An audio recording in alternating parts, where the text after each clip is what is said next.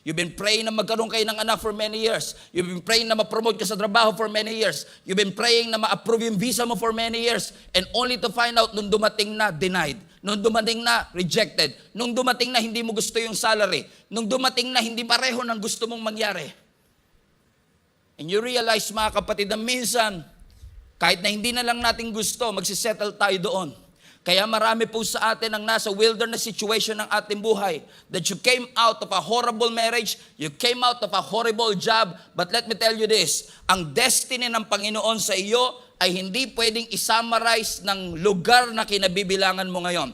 Ang destiny ng Panginoon sa iyo cannot be summarized by the history or what happened to you in the past. Your destiny in Jesus Christ is greater than your history. Hindi mo mababago ang nakaraan, pero lagi mong mababago ang kinabukasan kasi kasama mo ang ating Panginoon. Finally, we're connecting. Nung nakita nila yung bitter waters of Mara, I believe that Mara or bitter is a picture of any frustration, any disappointments that we felt, any bitter situation, unanswered prayer, mga panalangin, pinapanalangin mo sa Panginoon for years pero hindi pa natutupad. It is a picture of a painful situation. It is a picture of disappointment and expectation. And I'm not making this up. Hindi ko to iniimbento para lang magkaroon tayo ng correlation with what we are discussing. It is correlated in all of the scripture. Kung naaalala niyo si Naomi, itong si Naomi, nakaranas ng matinding suffering. Para siyang nakaranas ng bitter waters of Mara. Tinikman niya yung parang supposedly blessing, pero hindi na question kanyang thirst. And she's so disappointed, she's so frustrated, na nung bumalik siya sa kanyang town, nung bumalik siya sa kanyang bayan, nung nakilala siya ng mga tao doon, si Noemi yun ah. Bakit parang malungkot? Si Noemi yun ah. Bakit parang frustrated? Ang sabi ni Naomi, huwag niyo akong tawagin Naomi. Just call me what? Guess what? Mara. Ruth chapter 1 verse 20. Ang sabi ni Naomi, huwag niyo akong tawagin Naomi. Tawagin ninyo akong Mara. Because the Almighty, capital A, the Almighty has made my life very bitter. Kasi para kay Naomi, kung naging bitter ang aking situation, malamang kagagawan ito ng Panginoon. Kasi may kapangyarihan siyang ilabas ako sa bitter situation, may kakayanan siyang patamisin yung tubig, pero ba't niya inalaw na bitter yung aking matikman? Alam ng Panginoon that I've been struggling for water for 3 days, only to find out ng yung supposedly life-saving, yung supposedly quenching, yung supposedly satisfying, parang mas lalong lumalala yung uhaw ko. Kaya sabi ni Naomi, huwag niyo nga akong tatawaging Naomi, huwag niyo akong tawaging blessing, tawagin niyo akong Mara. Kasi ang Diyos, pinahirapan ako. Lahat ng masasamang nangyayari sa buhay ko ay kagawgawa ng Panginoon. And I believe this message is a wake-up call for many of us na hindi porket dumadaan ka sa bitter situation, kailangan maging bitter na rin ang puso mo. Hindi porket Mara ang situation, kailangan Mara ang ating puso. Kasi for many of us, akala natin, it's just a bad day. It's just a bad day. Magkaiba yung bad day sa bad year. Magkaiba yung bad day sa bad week. Magkaiba yung bad week sa bad month.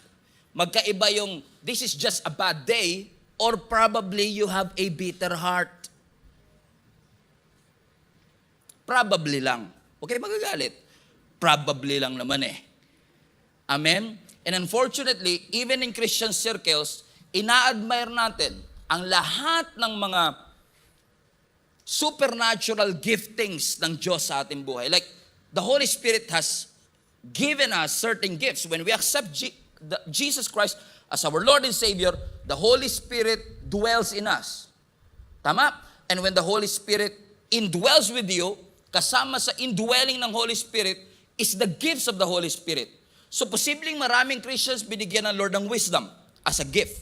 Binigyan ng Lord ng knowledge as a gift. Binigyan ng Lord ng prophecy as a gift. Discerning spirit as a gift. Teaching as a gift. And And tayo sometimes as a church, hinahangaan natin itong mga regalo ng Holy Spirit. Oy, grabe si brother, may wisdom mula sa Panginoon. Oy, grabe si sister, may discernment mula sa ating Panginoon. Oy, grabe siya, meron siyang gift of teaching. Madalas nating na-amplify, madalas nating naibibida ang mga gifts, pero minsan nakakalimutan natin yung fruit. Hindi kasi porket may gift, may fruit. Posibleng may gift ng teaching, pero walang self-control.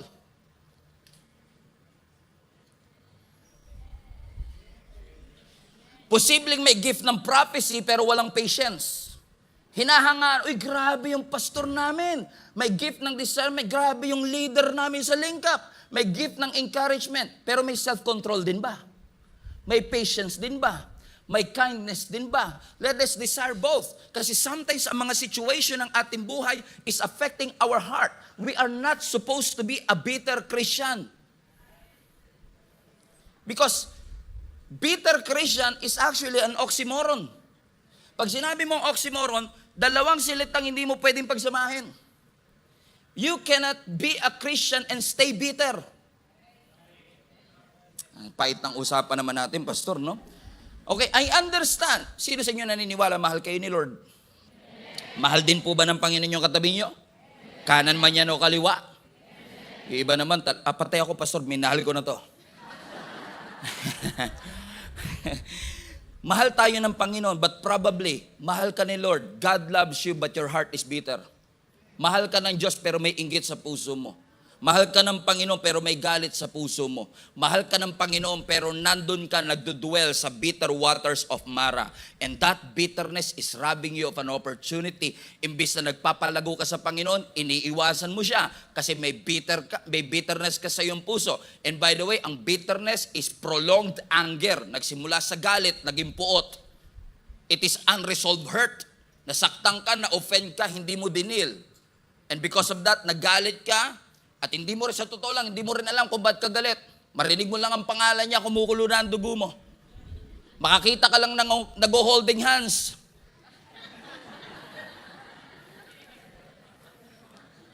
Kayong dalawa, lumayo-layo nga kayo rito, ha? Wala ako sa mood ngayon para magmahal. Kayo mga lalaki, pare-pareho lang talaga kayo. And you don't realize that that bitterness in your heart, that place of Mara in your heart is robbing you of an opportunity to be grateful, opportunity to have a perspective that God loves you, that God cares for you. Kasi minsan, yung bitterness is associated with a feeling of resentment and anger. Yung anger na tumagal, yung anger na lumala. Ano naging manifestation? Ang thinking mo, puro negative na rin. Ang bibig mo, puro complaining na rin. And over time, that bitterness is affecting your relationship. Alam niyo po, ang bitterness parang vampira. Hindi ako naniniwala sa vampira. Pero ang bitterness parang vampira. Sinisip-sip niya ang buhay sa'yo. And every time you allow that bitterness to dwell in your heart, or for the sake of our text today, nananatili ka doon sa bitter waters of Mara.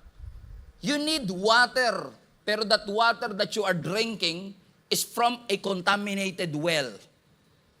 And your heart is bitter. And you're always offended.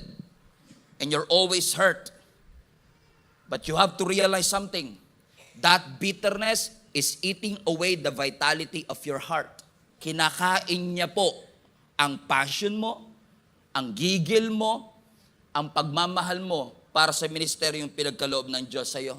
Yung bitterness at yung galit na yan is destroying your testimony. It is destroying your focus. Pastor, hindi mo alam kung anong ginawa niya sa akin. It's so wrong on so many levels. Hindi ko ito mapapalagpas. Kaya kahit anong preaching, kahit anong Bible verse ang mabasa mo, you just cannot let it go. Why? Because the situation, the offense, the frustration, the suffering, hindi na lang nasa labas. Nasa puso mo na. Ininom mo na yung bitter waters of Mara. Paano nga ba natin malalaman kung ang isang tao ay bitter? By the way, pinag-uusapan natin to para may ma-preach kayo sa iba. Kasi kayo, perfecto kayo no? Walang bitter dito. Right? Okay? Pag-aralan nyo yung pinipreach ko para ma-preach nyo mamaya sa nanay nyo, sa nanay, bitter ka. Sabi ng nanay mo, paano mo nalaman na bitter ako? Paano nga ba natin malalaman na bitter ang isang tao? Alam nyo, paano niya malalaman kung ano? Malalaman nyo yung pagkausap nyo. Kaya ang magandang challenge, paano ko malalaman na bitter ako? Check your mouth. Because out of the abundance of the heart, the mouth will always speak. Listen to me. You can smile all you want, but you know that hypocrisy is in your heart. Pwede kang ngumiti buong araw, pero nasa puso mo paghihigante. Pwede kang nakangiti, pero sa totoo lang, hindi ka pa nakaka-move on.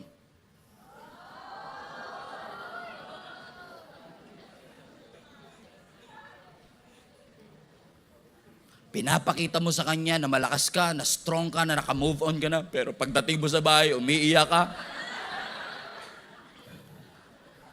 Because you have bitterness in your heart. Lagi mo iniisip, hindi ka na makakahanap ng babaeng mas maganda pa sa akin. Hindi ka na makakahanap ng isang relasyon. Hindi ka na makakahanap ng isang church na mas maganda pa rito. Hindi ka na makakahanap ng isang leader na mas maganda pa rito because you have bitterness in your heart. Check your mouth and you will realize kung ano laman ng ating puso. Pero alam niyo, ang kagandahan ng ating Panginoon, hindi papayag ang Diyos na linggo-linggo kang nasa church. Pero ang lagi mong iniisip, paano ko maghihigante? I believe with all my heart that God will suck every ounce of bitterness in your heart if you believe that Jesus is able to quench that thirst that you've been longing for in the name of Jesus. Everybody say, check your mouth. Everybody say, shut up. Nung tinikman nila yung tubig, ang pait! Ano sinabi ng mga Israelites? Let's continue reading. Verse 24. Then the people complained and turned against Moses. Sabi nila kay Moses, anong iinumin natin? They have demanded. Tingnan niyo to. Ang unang-unang response nila doon sa bitter waters of Mara, highlight this part, complained. Everybody say complained. Now what a contrast from the abundance of God's provision doon sa Red Sea. Ang dami-daming tubig sa Red Sea. Amen? They walk on dry ground, pillars of water, left and right. The abundant provision of the Lord na pinatawid sila ng Lord sa Red Sea. What a contrast of abundance and scarcity. Now, kapos na kapos. Kaya sabi nila, anong iinumin natin? But imbis na humingi, tumawag, manalangin, ang naging response nila? Complain. Kaya nga sabi ko sa inyo, para malaman nyo kung umiinom ng bitter, check your mouth. They grumble, they complain. Nakalimutan nila that it is the Lord who have delivered them 3 days ago. Just 3 days ago. God made an amazing miracle kung saan pinatawid sila ng Lord sa Red Sea, and yet right now, they are starting to complain and grumble and doubt. Anong iinumin natin? Now, let's put this in context. Balik ulit tayo. Nung alipin ho sila ng mga Egyptian, they are groaning to the Lord. Lord, Lord, iligtas mo kami. Lord, ilabas mo kami sa desert. Dininig ng Diyos yung kanilang groaning. Nilabas sila sa wilderness, nakatawid sila sa Red Sea, yung groaning na palitan ng singing. They are singing songs to the Lord. 3 days later, yung singing na palitan ng complaining. Groaning, singing, complaining.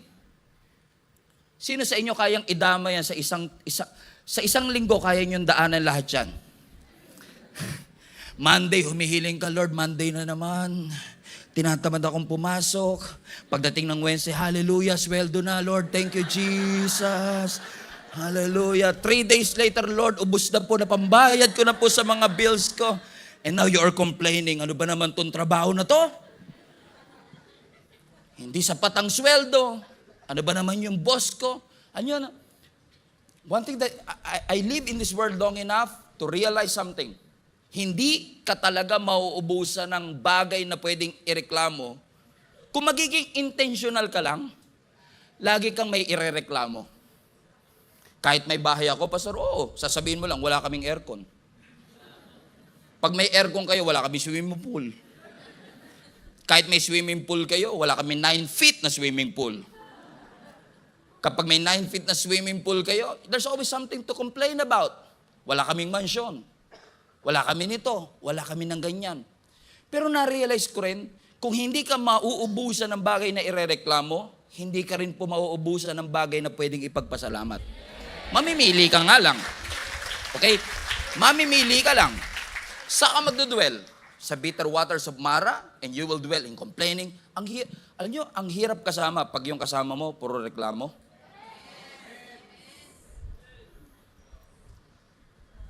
Tapos hindi nagre-reklamo ka na, hindi ako nagre-reklamo, I'm just stating the facts. I'm just stating the obvious.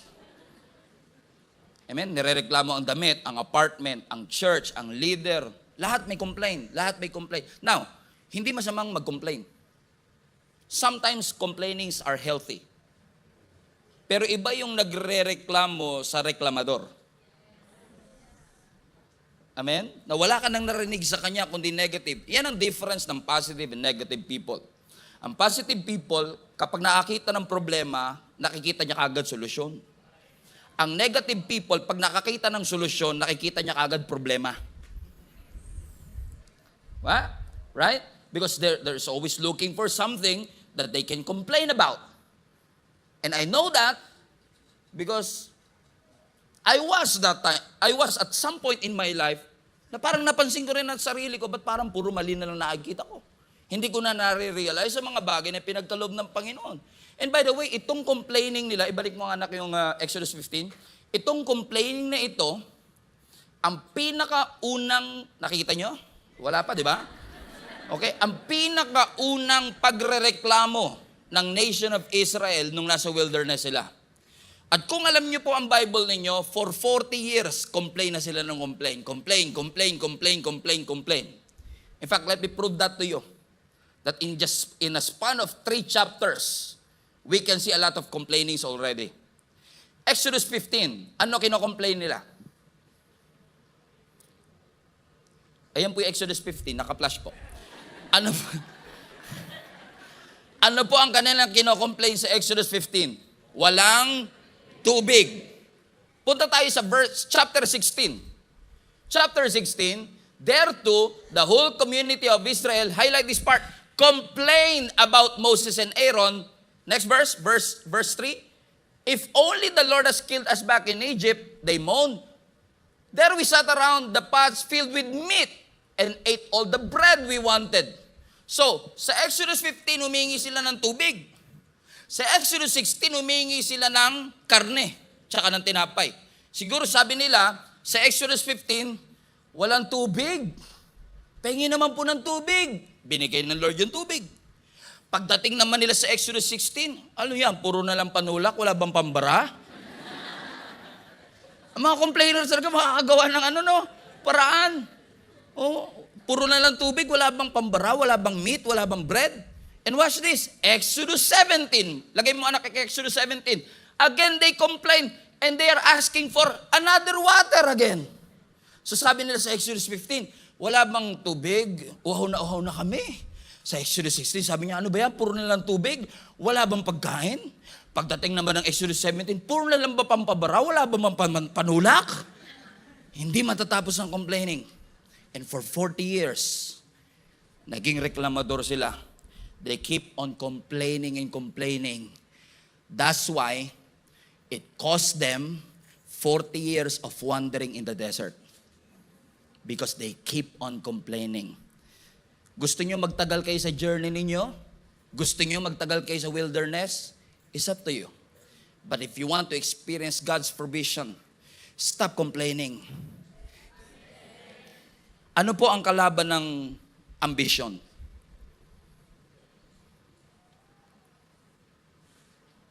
Alam niyo po ang kalaban ng ambisyon, katamaran. Pag tamad, hindi mo makukuha, makakamit ang iyong ambition. Correct? Ano ang kalaban ng pangarap? Takot. Pag takot ka, hindi mo makakamit ang iyong mga pangarap. Ano kalaban ng paglago? Ego. Pag masyado kang maigo, ayaw mo magpaturo, hindi ka lalago. Ano ang kalaban ng gratitude? Complaining. But because if we will keep on complaining, we will never see all the great things that God has done. Hindi perpekto yung church nyo, pero may pagpapasalamat. Hindi kompleto yung leader, pero may pagpapasalamat. Hindi kompleto ang appliances, pero may bahay. Amen? The fact na may bubong po ang bahay natin is already something that we should be grateful for. Hindi po lahat ng bahay may bubong. Gusto niyo po ba may bubong pero walang pader?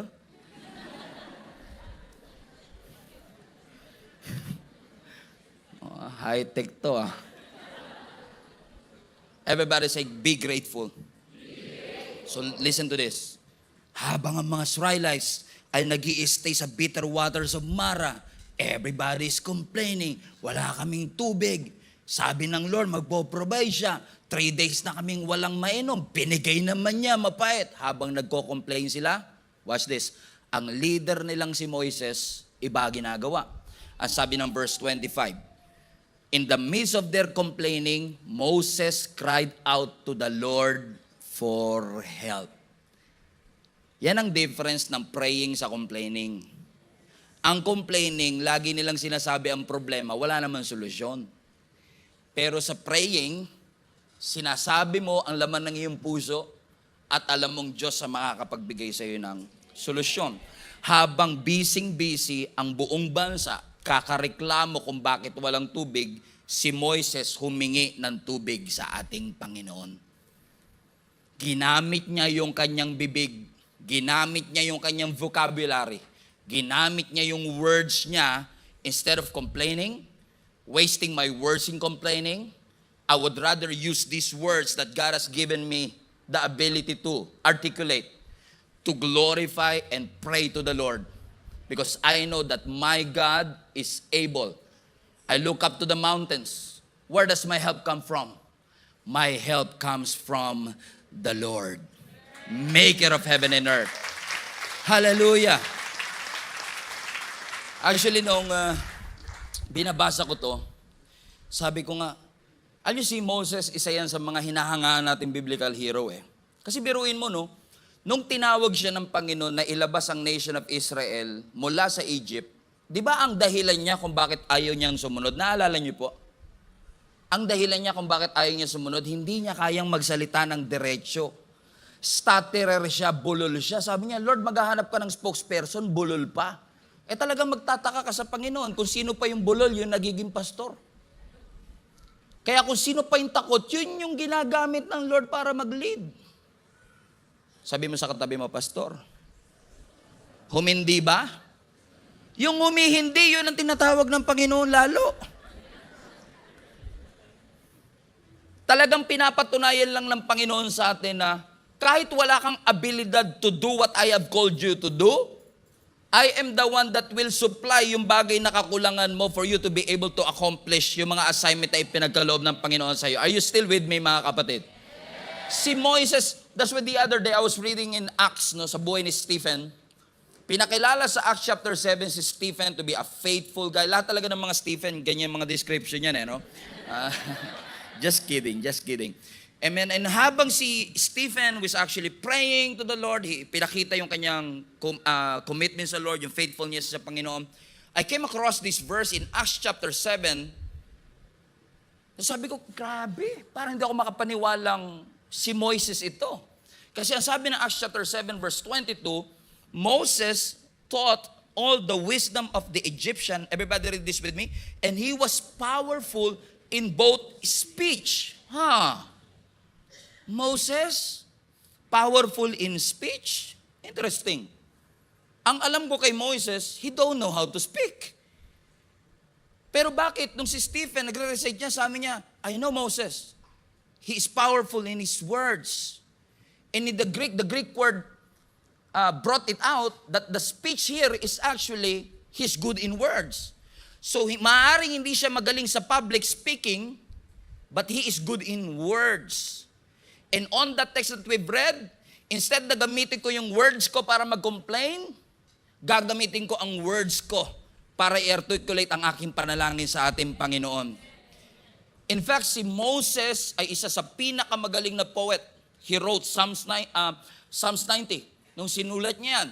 Amen? He's good at, hindi siya magaling sa pagsasalita, but he's good in writing all of these things. So habang ang mga nation of Israel, ginagamit nila yung kanilang bibig, paano ako magre-reklamo? Wala kaming tubig. Ang sabi ni Moses, Lord, kailangan namin ng tubig. Anong ginawa ng Panginoon? Ang sabi ng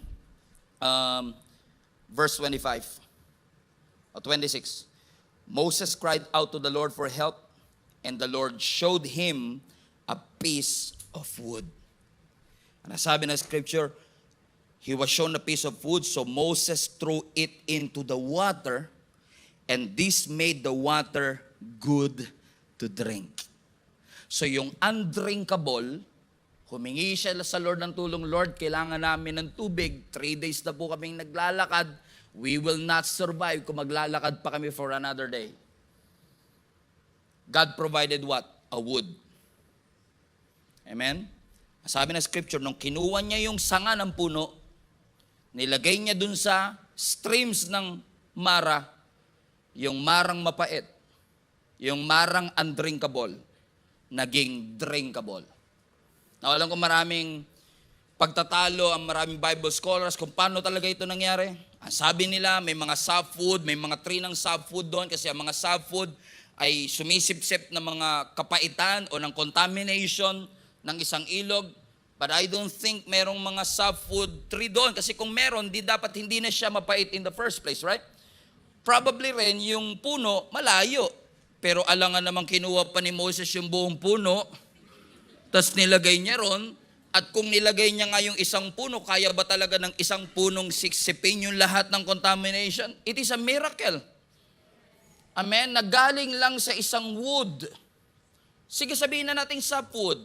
Galing sa isang wood na tinapon niya dun sa bitter waters of Mara. Yung Mara na undrinkable, naging drinkable. And I believe with all my heart that that wood is a foreshadow of the cross. Because Jesus was crucified on a wood, on a cross. Paalala lang ng Panginoon sa bawat isa sa atin that just as the cross transforms the bitterness of our sin and gave us hope through the cross, that wood has given the bitter waters of Mara a chance to be drinkable. It is a picture and a reminder for all of us. Walang tubig na sobrang pait na hindi kayang tugunan ng Panginoon. Kailangan lang lumapit tayo sa Kanya at alalahanin natin ang finished work ng ating Panginoon. Si Jesus na namatay ni libing at muling nabuhay para sa atin. He was crucified for all our sins. And He is here. The mission of our Lord Jesus Christ is to seek and to save the lost, to comfort the brokenhearted. So kahit gaano kabitter ang iyong puso, God, the Son of Man, Jesus Christ, came here, Isaiah 61, to comfort the brokenhearted. So if your hearts are crushed, if you are in a situation of frustration, if you are in a situation of sufferings in your life, let me tell you this, Jesus came here on earth to be that wood na kapag nilagay natin as part of our life, nilagay natin siya sa ating puso, kahit gaano kapait yung puso natin pag pinapasok natin, ang kabutihan, ang grasya, ang mercy ng ating Panginoon, walang puso na sobrang pait na hindi kayang pagalingin ng ating Panginoon. Amen.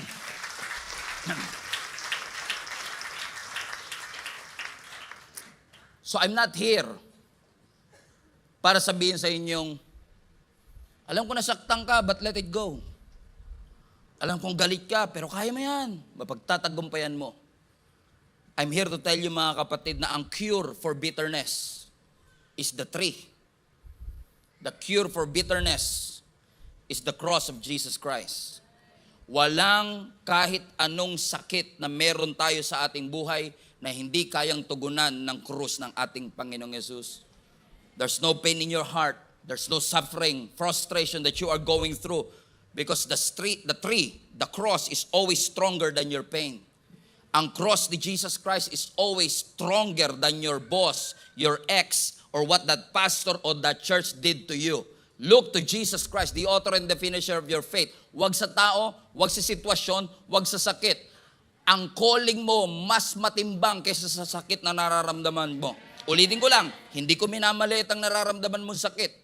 Pero kailangan mong ma-realize na minsan napipigilan tayo kasi masyado tayong nakafocus sa sakit. Hindi tayo makapunta sa isang lugar kasi nandun yung kinakagalitan natin. Pag nasa kusina siya, wala ka doon. Pag nasa kwarto siya, wala ka doon. Pag inimbitahan ka sa birthday, nandun ba siya? Kung wala siya doon, nandun ako. But your pain, your hurt, is not bigger than your calling. It is not bigger than your purpose. If you will just listen to the Lord. Alam nyo, ginamit ng Lord yung bitter waters of Mara to test their faithfulness. Sabi ng Panginoon, itapon mo yung wood doon sa bitter waters of Mara. Ano sabi ng Bible? Biglang tumamis. Biglang naging drinkable. Let's continue reading that verse. Verse 25, please. Let's read from the top. So Moses cried out to the Lord for help. The Lord showed him a piece of food. Moses threw it into the water. This made the water good to drink. It was there at Mara that the Lord set before them the following decree as a standard to test their faithfulness to Him. It is there on the valley. It is there on the place of lack. In a place of scarcity, ipinakita ng Panginoon ang kanyang goodness and faithfulness. It was there in the bitterness of His heart na sinet ng Lord ang kanyang standards to test our faithfulness. Ano sinabi ng Panginoon sa verse 26? Two more verses. He said, if you will listen carefully to the voice of the Lord and do what is right in His sight, if you obey His commands, if you keep all His decrees, then I will not make you suffer in any of these diseases I sent on the Egyptians, for I am the Lord who heals you. Now listen to me. This is the very first time, that last phrase, for I am the Lord who heals, is the first time that Jehovah Rapha was mentioned. That word, I am the Lord, is your word, Jehovah Rapha. Jehovah Rapha. Ibig sabihin, the Lord is your healer. So it's not 7 steps how to forgive.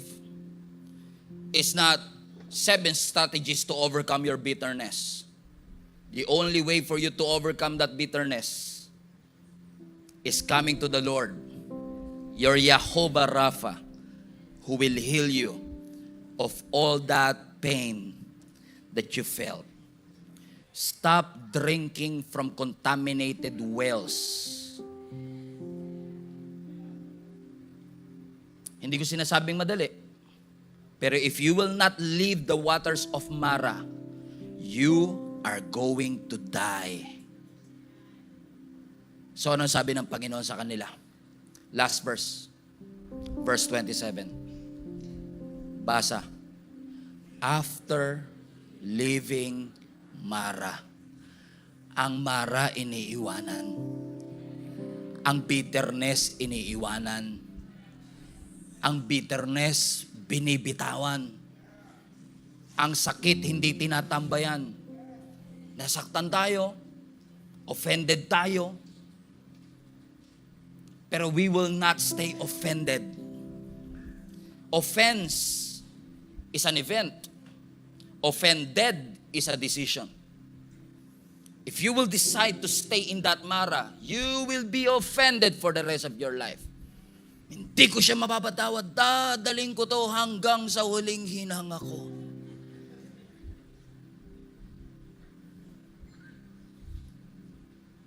Over my dead body. Pero sabi ng Lord sa kanila, it's time. Alam ko matamis na yan, but it's time to leave Mara. Saan sila pumunta? After leaving Mara, the Israelites traveled on the oasis of Elim, where they found 12 springs and 70 palm trees, and they camped there beside the water. Oh, hallelujah. From the place of scarcity, Mara, God brought them to a place of rest and abundance, Elim. God wants you to leave your Mara and go to Elim. You're not supposed to stay in that Mara.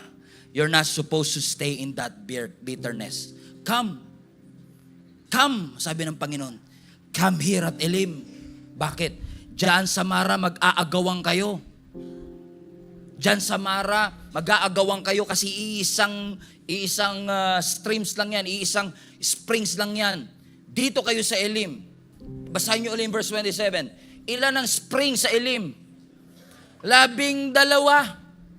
Diyan sa Mara, mag-aagawan kayong 12 tribe. Dito sa Elim, tigi-tigisa kayo ng springs. Tigi-tigisa kayo ng ilog. And 70 palm trees, a picture of perfection, a picture of completeness. Wala ka nang hahanapin pa in essence. That this is a place of rest. This is a place of abundance. I know you've been settling for scarcity. You've been settling for bitterness. O maaaring hindi bitter ang puso mo, but you feel like you are in a bitter situation. A place of frustration. A place of disappointment. At akala mo, dito na lang talaga ang destiny mo. Let me tell you this. Pain is not your destiny. Lack is not your destiny. Hurt is not your destiny. Suffering is not your destiny. We may go through sufferings kasi dumaan sila sa slavery, dumaan sila sa wilderness, dumaan sila sa Mara, pero hindi doon ang kanilang final destination. Gusto silang dali ng Panginoon sa Elim. And eventually, gusto silang dali ng Panginoon sa Promised Land. Ang Mara hindi tinatambayan. Alam ko mahirap ang sitwasyon ngayon. Ang pait ng sitwasyon ngayon. Kulang na kulang sa sitwasyon ngayon. Nag-aagawan sa sitwasyon ngayon. Hindi mo alam kung saan ka makakakuha ng pambayad. Hindi mo alam kung paano maayos ang relationship ninyong pamilya. Hindi mo alam kung mababago pa ang buhay ng iyong anak. Hindi mo alam kung may future pa ang iyong karir. Hindi mo alam kung ano mangyayari sa kinabukasan. Pero sabi ng Panginoon, you don't have to stay there. That's not your destiny. Leave Mara and I will bring you to Elim. I will bring you to a place of abundance. I will bring you to a place of rest. Would you be able, mga kapatid, to say, Lord, this is not my destiny. My destiny is in Elim. Hayaan mong ang Diyos ang maggabay sa'yo. Pastor, sarap pakinggan, pero paano? How would I go from a place of Mara into a place of Elim? Sabi ng Scripture, the steps of a good man are ordered by the Lord. That's why trust in the Lord is very important. Hindi natin alam kung hanggang kailan tayo hahayaan ng Lord na magstay sa Mara. But allow the Lord to guide your steps. Hindi ka naman pinapatalo ni Lord. Hindi niya naman sinabing the lips of a good man are ordered by the Lord. Hindi naman sinasabi ng Panginoon overnight matatapos ang Mara. Hindi naman sinabi ng Panginoon na bukas wala na yan. Kung gusto ka lang kayo mag-amen, sabihin ko, bukas may darating na milyon-milyon sa mga bank account ninyo. Pero mapofrustrate kayo bukas kasi walang darating na ganun. Amen? Madaling sabihin, bukas magaling ka na sa cancer mo. Bukas, restored na ang relationship mo. Pero what if, i-allow talaga ng Lord na hanggang next year nasa bitter waters of Mara ka? Ang challenge, will you still trust the Lord? That He is, in essence, ordering your steps. Because the steps of a righteous, the steps of a good man, the steps of someone who fears the Lord, ino-order ng Panginoon, ginagay ng ating Panginoon. Will you trust the Holy Spirit to bring you out of your Mara? I don't know who is this for. Pero naniniwala ako, hindi lang ng Diyos tatanggalin ang bitterness na meron sa puso natin. Posibleng yung bitterness na bunga ng bitter situation. Na naging bitter ka kay sa Panginoon. Nawalan ka na ng hope. You had hope, but you lost your hope. And now, hindi ka na umaasa magkakaroon ng solusyon. Elim is too good to be true. Elim is so far away. But with God on your side, naniniwala ko mga kapatid, God is able to bring you from the bitter waters of Mara. Okay, God is able to bring you from bitter waters to better waters. From bitter waters to better waters of Elim.